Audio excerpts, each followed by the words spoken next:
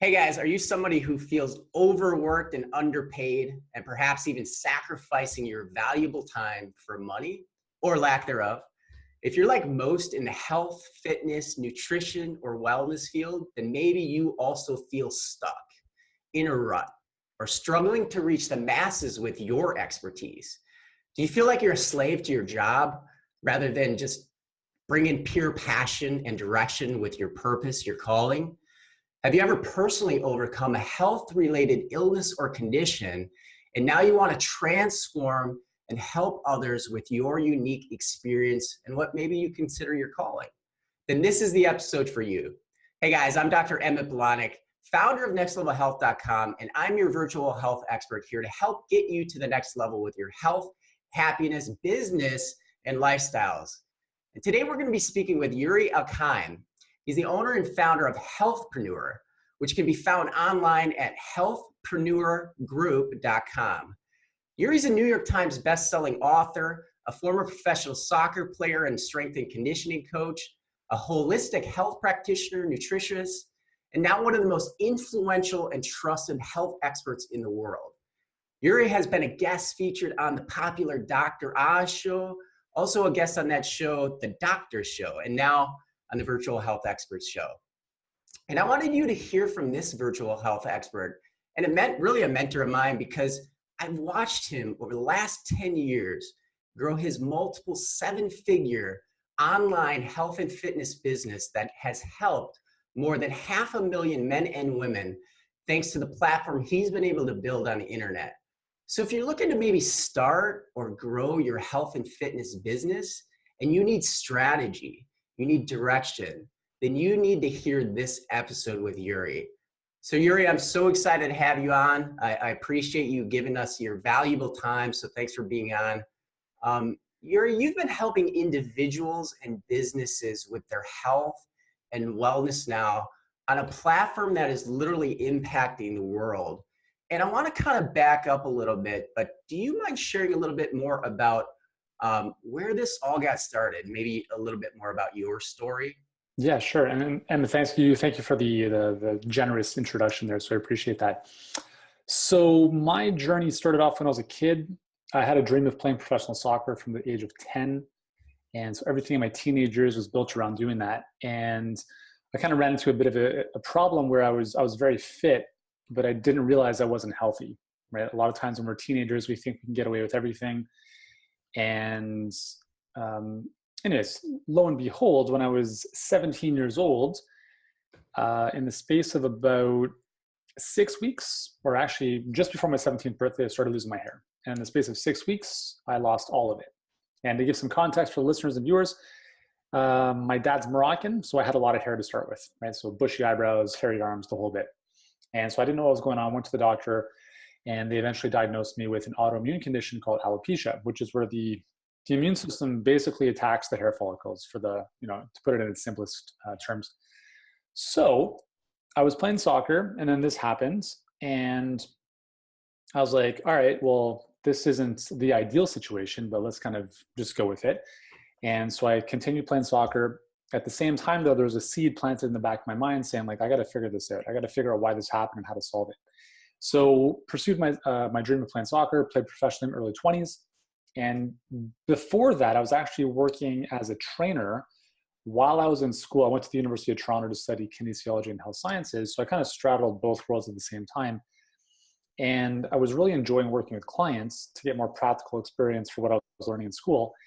And then I finished school, played pro soccer. So there's kind of a lot of stuff happening in those 5 years in my early 20s. But when I retired playing soccer when I was 25, came back to Toronto and started dating someone who's now my wife. And she saw an ad for a nutrition school that was in Toronto. And I said, yeah, I'll go with you. We'll check it out, because she was interested. Didn't think for myself that'd be of any interest. And then I sat there for the open house and I was blown away. I was like, holy cow. There was stuff I was exposed to in like 1 hour that I'd never even heard of in 4 years of a pretty high level undergrad degree. And I thought to myself, this would be really valuable for my clients, not even thinking for myself. But as I went through the school, we eventually registered. I started really understanding that the way I was eating for like 24 years of my life was pretty terrible. And that was the root cause of my autoimmune condition. So I started to make some simple changes. And within about 2 to 3 months, my hair started growing back. Pretty much had all my hair, kept my head shaved because by that point it was, about almost 10 years of having no hair. So it's kind of my claim to fame. And I was like, man, this is powerful. Like if this helped me and I didn't know this stuff, there must be hundreds of millions of others who don't know this stuff. And not just people who've lost their hair, but I started to recognize like how you heal anything is how you heal everything. So the way I was eating to improve my autoimmune condition was the same as I was eventually recommending my clients eat to help them lose weight, to have more energy. And I started noticing the same results. Like people just started looking and feeling better. And I'm like, man, this is powerful. And so when I was in school, I actually started writing my first book, which was at the time called Eating for Energy. And that later became the All Day Energy Diet, which became my New York Times bestselling book.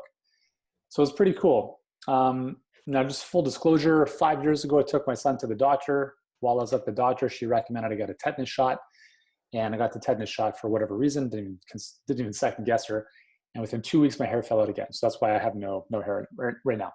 So all of this to say that I kind of went through my own kind of health journey. Like I think a lot of us have. That's why we're in this space, which is amazing. And I just wanted to serve more people. I think my real calling in this world is to end suffering, for people with their health and fitness conditions, and also now to really help other entrepreneurs and coaches and business owners in our space end suffering with their businesses, because we've figured some stuff out over the last 13 years that works. And now we're in a position to be able to help others, build better businesses. So that's kind of how it all started. And like I tell people all the time, I'm like, listen, I don't care if I have hair or not. Like there's far worse things in life than losing your hair. And it's really a blessing because I wouldn't be doing what I'm doing now if I hadn't lost my hair when I was 17. So I think everything happens for us. And that's really kind of how it all started for me. You just shared some powerful and deep stuff there. When I want to kind of go back to like when you were in the turmoil, like when this was actually happening to you, how did you take that? I mean, obviously you overcome, you triumphed, you're on the other side of it. You have a huge adversity quotient, you're producing because of that. But as you're going through the storm, I mean, what were you thinking? Like, how did you feel during that time? Yeah, I don't think I can answer that accurately now, because a lot of times when we think we remember stuff, it's kind of like just fictitious. But I do remember my friends telling me like, hey man, like you're doing pretty well with this. And I think I've always had a good head on my shoulders, and I was always more mature than my age. So like my dad's side of the family, they're Moroccan, a lot more emotional, very like fiery. They were more upset than I was, right? That's just like their emotional undertone. I think I kind of handled it pretty well. But to be honest with you, what I do vividly remember is when I had gone to the doctor with my son, had the shot, lost my hair again, but that's 5 years ago, pretty much. Like by that point, I already like built a pretty substantial online platform. And what I ended up doing was I lost all my hair, and I'm thinking to myself, man, like, what are people going to think if they see this? So I started using my wife's makeup to paint on my eyebrows every single day. I did that for 2 years. And that was a really kind of trying time, because number one, putting on makeup when you're not a makeup artist is not a lot of fun. And I mean, there's YouTube videos of me on YouTube where one video looks the way it does, and another video looks like the eyebrows are different. I'm like, well, when I look back on that stuff, I'm like, what the hell was I doing? But I was too scared to be my true self. I was scared of what people would think of me. So I decided to put on a mask. That's essentially what I did. But the challenge was that I was living a lie, and I was compromising my workouts because I didn't want to sweat, because the makeup might run off. I didn't want to go swimming with my kids, which is pretty ridiculous. So there's a couple things in my life that I really dialed back because I was afraid of what would happen to this makeup and what would happen if people really saw who I was. And I went through that for 2 years. And, I don't know if you've ever gone through this, Emmett, but it's like just like a huge weight on your shoulders, like every single day. And at one point, I was at an event, had some conversations with a few acquaintances, and they really opened my eyes to, to what was going on. And they said, listen, man, like, screw the makeup. Just who cares? No one cares. It's not a big deal. So that was really a pivotal moment, because the next morning I woke up and like, it was interesting because one day at the events, I have these eyebrows. The next morning I don't. And I'm like, man, who cares? Just do it, whatever. And that was really one of the scariest moments of my life, because now I was kind of putting myself out there. I felt naked. I really felt like I didn't have any clothes on. And I remember going out and doing yoga on the beach, and we're like laying in Shavasana, and it starts raining. And I'm like, this is so incredible. Like, I'm laying in Shavasana in the rain. This is something that would never have happened like yesterday with the makeup on. It was just a really kind of like a rejuvenating experience for me. So I came back to Toronto after that event, and arguably the scariest thing that I've ever done, which actually sounds kind of trivial now that I'm talking about it, is I shot a video for my YouTube followers. I had about 200,000 followers at the time. And I shot a video for YouTube, and it was basically like my coming out, right? And I shot a video and I said, hey guys, you'll notice something different. There's no fake eyebrows. Here's the deal. And I remember like the shooting of it was obviously frightening. But again, no one had to see that because it was on my camera. So the most challenging thing was actually publishing it live on the internet. Because again, like, what are people going to think? What are they going to say? And what I recognized is that it was the right thing to do, because I needed to just be myself. And in doing so, I gave a lot of other people permission to be themselves as well. And that's really what I wanted to get across, is like, listen, like, don't put a mask on, be yourself. Who cares what people think? And I think that was the start of really like not giving a shit. Like, I really don't care what people think of me anymore. Like, if I get negative comments and haters and whatever, right? It's no big deal. But I think that's part of the process we all have to go through of kind of developing thicker skin. But we all do, just innately, we are so worried about what other people think. It's just built into our DNA, right? Because, back in the, ancestral days, that would mean we're ostracized from the tribe, and then we're kind of out to fend for ourselves. So that was a really interesting time for me. So just going back to your question, I think when I was younger, I don't really remember how I felt emotionally around that, although I think I handled it pretty well. But obviously more recently, when I had to do the whole cover up, that was really what I can viscerally remember a lot more, being a lot more fearful around. But it was the best thing to do, just kind of like getting through that and moving forward. Man, so like when you were talking about, finally the mask coming off, powerful stuff there. And I think, more people want to get to that place. So I think, not just for the listeners and viewers, but you went through a process and you went through a journey, it'd be great if somebody could just kind of flip that switch and make it happen. I don't, based on what you're telling me, I don't think that was necessarily the case. It was a process that you had to get to. And one thing that I love about what you teach from a business perspective, and then even individuals, is, getting to that place, excuse me, of being your true authentic self, and challenging that status quo of, you got to put, perfection out there. And, so if I haven't said this to you, like, we don't communicate often. Formally, I want to thank you, because you've helped me through this process. I'm getting to that place as well, because I too wear some masks, particularly, with some of my upbringing in impoverished background, getting to the place where I am today. And, I've shared that with a few select other people, and I'll share it at a different time. Now is not the time, but I just wanted to formally say thank you to help me get, kind of part of that process. If you could, maybe let's talk about how you're helping others get to that place, and how that's impacting their own personal journey, and then maybe their personal businesses, some of the struggles that they're going through. But what the hell does being your true authentic self, what does that really mean? And what are the things that people have to kind of like recognize maybe about themselves to identify that place in their life? Yeah, that's a good question. I think part of this is introspection and being self-aware. And I think, a good question to ask is, who am I at my best, right? Like, what am I doing at my best? And if you can really tap into what that means, and identify that, and then try to figure out, okay, if that's who I am at my best, what are the things that help me get there? Right? Is it the way that is it a routine that I go through? Is it the way I eat? Is it, a thinking pattern, whatever it is? I think like everything starts with awareness. And if you don't have that awareness, then you can't really know who you are. And so what ends up happening a lot of times, and I think this is more important than ever now with social media, because everyone's comparing themselves to other people. They're looking at their Instagram feed. 100%. And it's like, oh my God, that person's doing this. I need to do that too.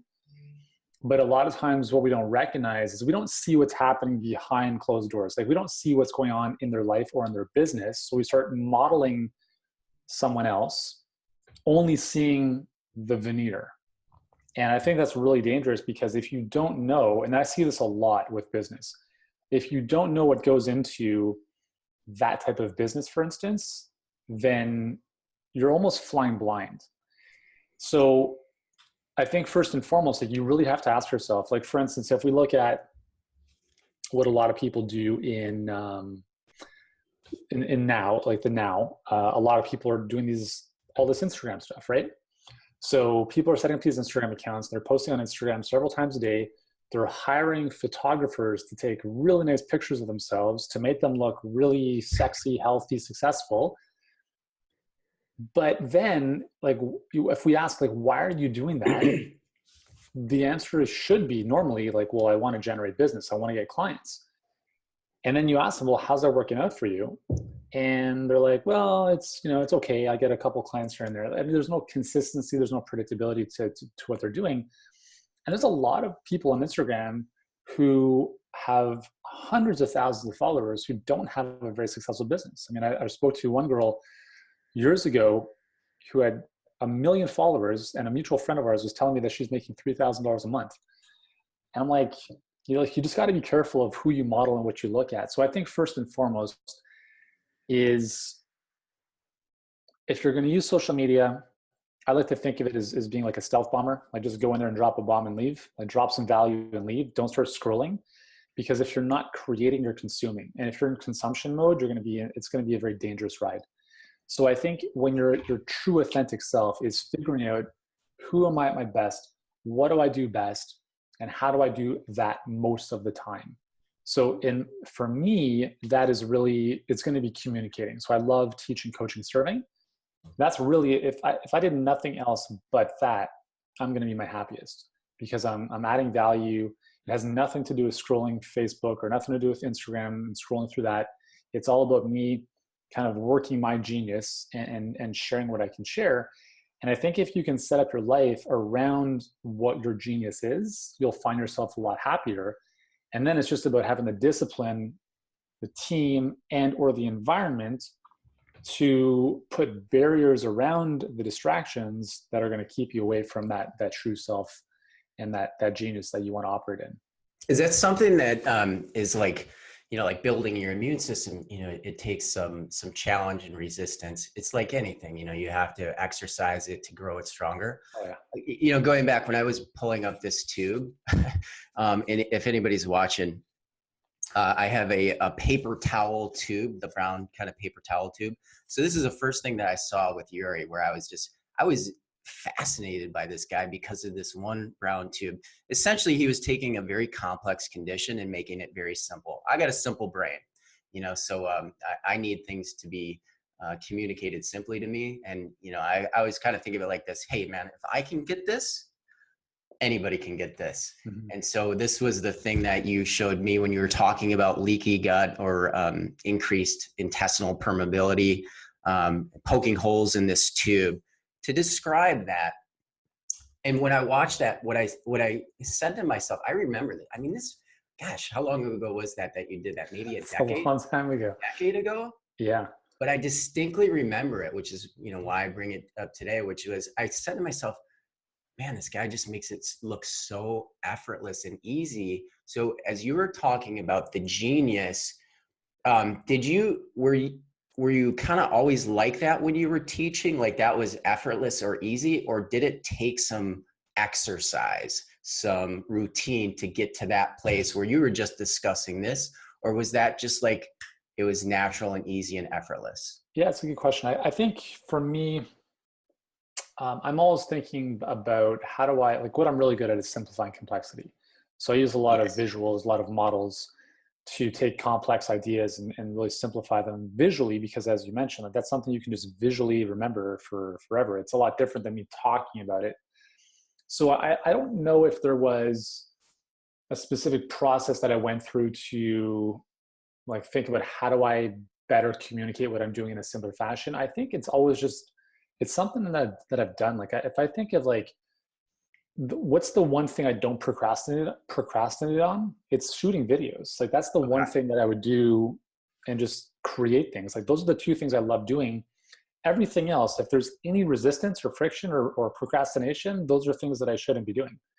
And so I think when you really identify what you're great at doing, yes, you can refine it. Yes, you can make it better, but usually it's something you already do really well.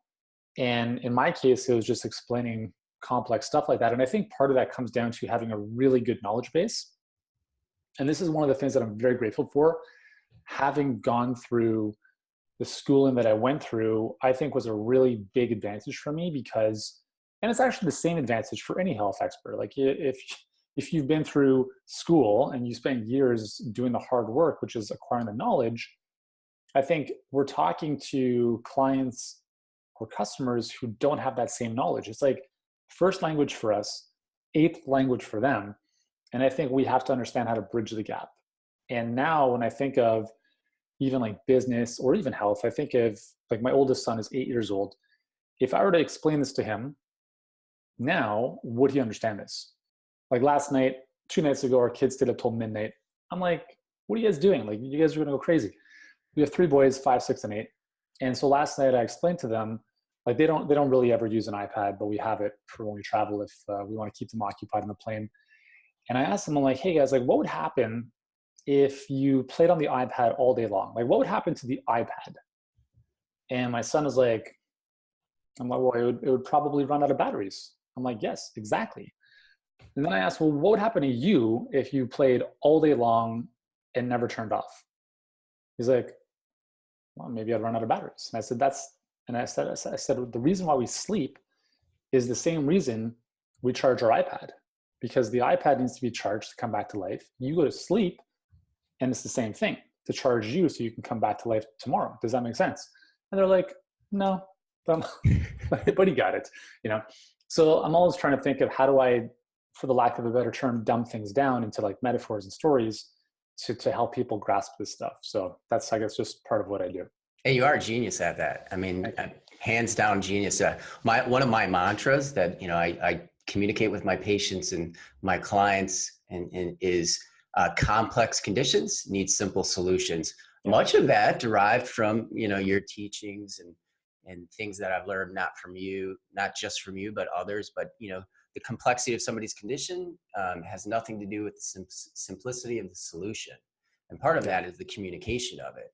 And I know that you help others dramatically with that ability. Can you tell me a little bit more about how you're influencing and inspiring, and really maybe it's kind of like the art of elimination, like the things that people are procrastinating, the things that you said just now that maybe that's the stuff that should be pushed to the side so they can get to their genius. The things that are like just it's their genius and they're not procrastinating it. Like you shoot content and video, that's your genius. What are ways that you're like impacting and influencing others to help them, whether it's starting or growing, monetizing? So this woman that you were talking about with, what was it, 1 million or a couple million followers making $3,000 a month, what are ways that you're helping others get to their genius and then monetizing it to be successful so you're not a slave to your business?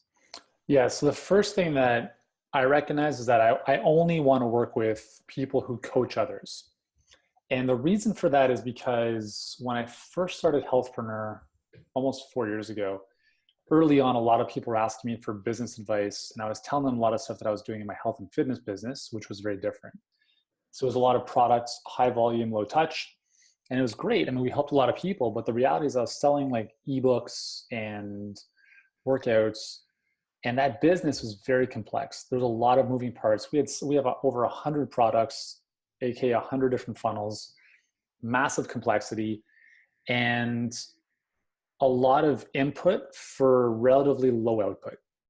And so when people started asking me for business advice back then, I was telling them, like, here's what we're doing. Like, we've got this amazing blog that gets 1 million visitors a month.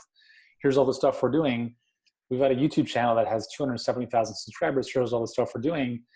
And then they started doing it, and like, it was like crickets.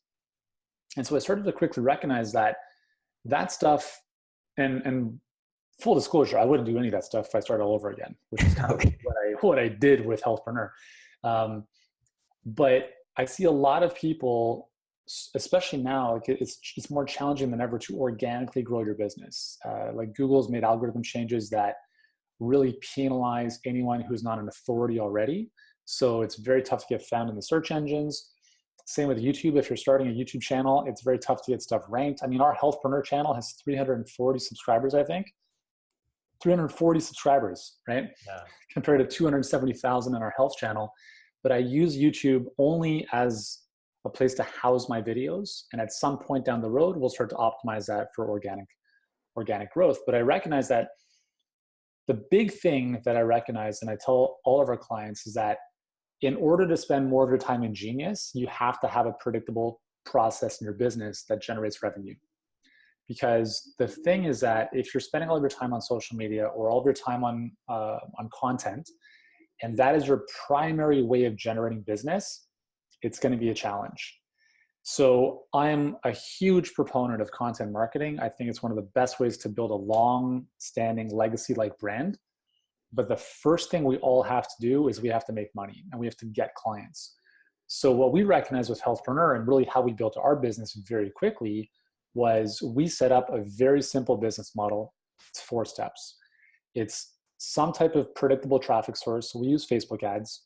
We invite those people who see a Facebook ad or click on the link to a webinar, which is essentially an online presentation, which is valuable in and of itself. And we invite people to book a call with us from that webinar. They fill out an application and then get on the phone with us.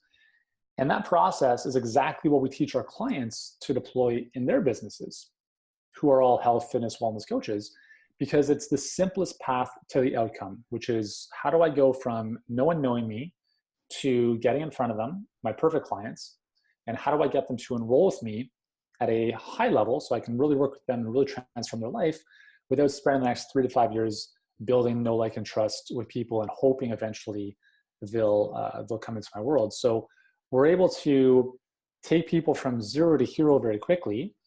Zero in the sense of like zero following, et cetera, et cetera. Not that they're zero as a human, because they're all amazing. But the beautiful thing is that once you have that foundation, then you have more freedom to step out of that, because it's a little bit more automated and doesn't require you as much.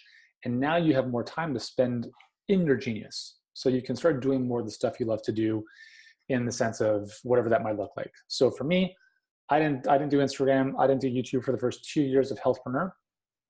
And that's because I knew that wasn't going to move our business forward. I needed to figure out a way to predictably get clients in. And then literally about a year ago, that's when I started playing with content a lot more heavily. So now my goal is to create more content than anyone. And that's just because I've got a lot of stuff to share. But I also recognize that I don't rely on that content to build my business. It's really a long-term play, but I only can play that now that we've got a good solid foundation. Does that make sense? Yeah, absolutely. And I like the fact that you're talking long-term play, the long game. And I believe in that too, like more reverse engineering, but you're also making massive actions, now as well. When you're saying, zero to hero, and I kind of have a similar philosophy of ordinary to extraordinary. Mm-hmm. But what I'm also picking up is, it's kind of back to that health solutions, complex conditions, simple solutions. I know because I'm in this space of teaching and influencing online, and there's a lot of complexity to it. Maybe what some of the consumers view, it looks it's already produced, it's out there, but there is some complexity to the technical side of things. And if you could just, maybe address that, like how you're helping people take this complex, it can be complex, and make it simple from a business platform as you're influencing these influencers. Yeah. Because I love your 4 steps, just so you know, and I'm going to rewatch this so I can take even better notes. And I'm looking forward to being at your next event, which let me know if you could tell the listeners too about that. Sure.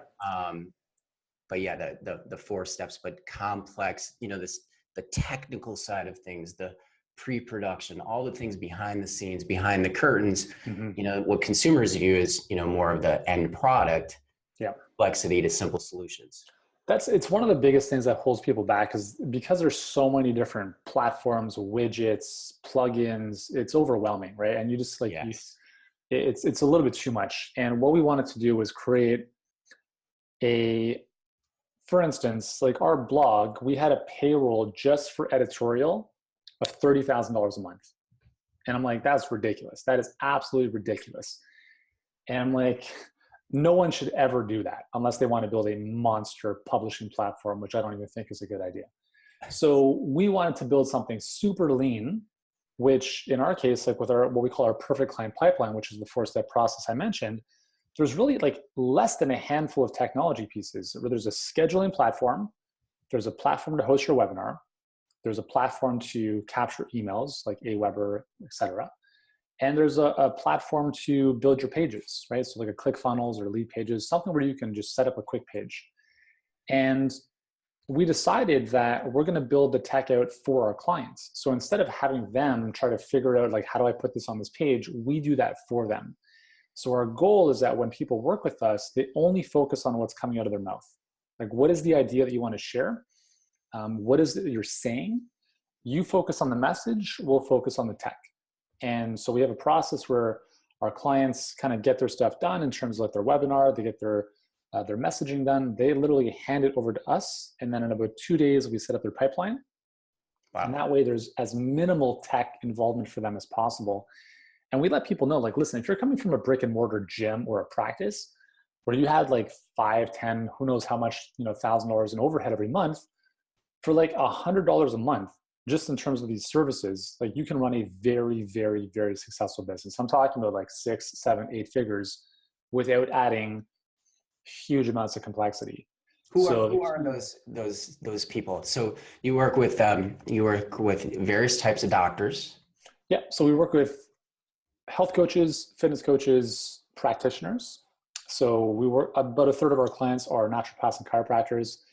The other third are split between health coaches. And when I say health coaches, I really mean like health coaches in the purest sense, as well as dietitians, nutritionists who are coaching, and then personal trainers who are online coaching their clients virtually. So those are kind of the and then we've got medical doctors in that mix as well with the chiros and the naturopaths. Yeah. That's awesome. Yeah. The perfect client, is that the perfect client for you now? Or are you still producing content for people struggling with the health related issues and conditions? Or is that your way of reaching those people? It's so our mission is to help 1 billion people by 2040. And I recognize that I can't do that alone. So I've created, I think, 1,500 videos on YouTube. People have asked like, hey man, like I haven't seen any videos from you in a while, over a year. I'm like, yeah, I'm pretty much done talking about that. I've kind of said everything I can say about it. I mean, if people just watched my YouTube channel, they would get like almost like a college level education in terms of health and nutrition. And I said, like, I've kind of done it. I've done it. Like I've said everything I need to say here. And I recognize that if I can help other practitioners and other coaches in our space impact more people, then collectively we can reach more people, and that's how we can get to our goal. So that's really where my focus is on now. So our perfect clients are really, other people like us who want to share their expertise, who are coaching clients, who want to make more money, but really impact people's lives in a big way. And that's who we serve. What can I do to help you? Well, I mean, honestly, man, just, spreading the message, like this podcast is great. And just, getting people to the point where I think like the other thing we've recognized is that not everyone is suited to run their own business, because I think the reason a lot of people do the free stuff, like the organic, like the YouTube, Instagram, blogging, etc., is because it's less risky, right? There's no financial outlay. But what I've recognized is that the biggest risk is time, right? And all that stuff takes a long time. You can never get that time back. And so our model requires investing in your business, right? In the form of working with us first, but also in the form of investing in Facebook ads. So you give Facebook $10 and hopefully they give you money back. And I don't think a lot of people really understand that, but it's the fastest way to grow anything, because you can very quickly go from no revenue to 6 figures a month, almost in 30 days. If you were, That's predictable for you and what you teach and how you implement, and execute is that those, you're not just saying that, like it's predictable, reproducible. You've seen the results. Yeah. And it's, I mean, everyone's business and market is a little bit different, right? So you've got to clarify your messaging. You have to have an offer that people really want. But once that's dialed in, it's like, how do I give Facebook more money? Like if we give Facebook, I'll just be totally honest, like we have a 500% ROI on average for our Facebook ads. So if I give Facebook $1, they give me $5. I'm like, how do I give Facebook more money? Right? And that's how you scale. One of our clients just last week, took her about almost 2 months to build her pipeline. So to get a webinar done, to get everything done. And then she deployed in 1 week, she had 4 phone calls with people that were qualified to speak with her. She enrolled 2 people and she did $10,600 in 1 week.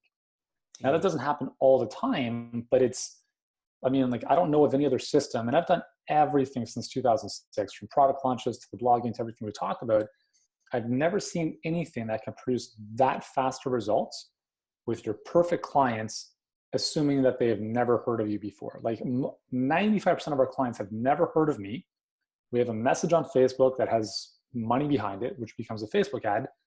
It's put in front of our perfect clients all around the world.